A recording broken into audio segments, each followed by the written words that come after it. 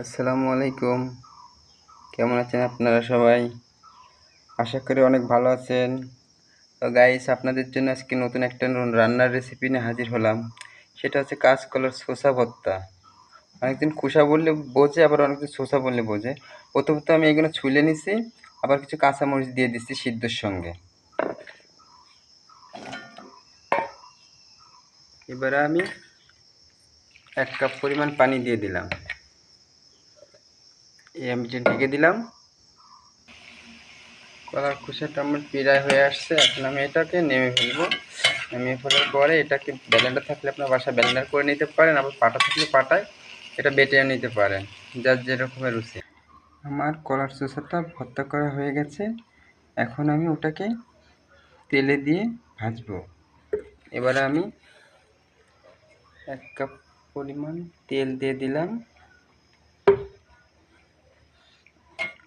এখানে কিছু পেঁয়াজ কুচি আর কিছু রসুন কুচি দিয়ে দিয়েছি। এখন আমার পেঁয়াজটা ভাজা হয়ে আসছে।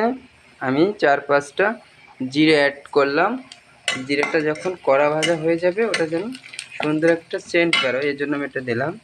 এখন আমি এখানে পরিমাণ মতো লবণ অ্যাড করলাম। এখানে আমি হালকা কিছু হলুদ দিলাম, যাতে ওটার কালারটা খুব সুন্দর হয়, সেজন্য। এখন আমার সেই কলার চোচাটা আমি এখানে অ্যাড করলাম।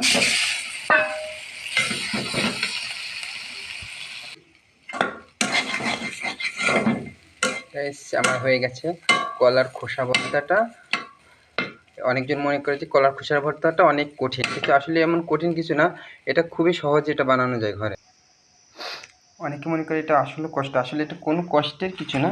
আমি যেভাবে বললাম, বাট আপনারা সেভাবেই কলার খোসাটা ভর্তা করতে পারেন। এটা মোটেও আসা হবে না। এটা খুবই নরম একটা সফট কলার মতন জিনিস। আপনি ঘরে বসে এটা বানাই খেতে পারেন। আর আমার ভিডিওটা যদি ভালো লেগে থাকে, অবশ্যই লাইক কিংবা কমেন্ট করবেন।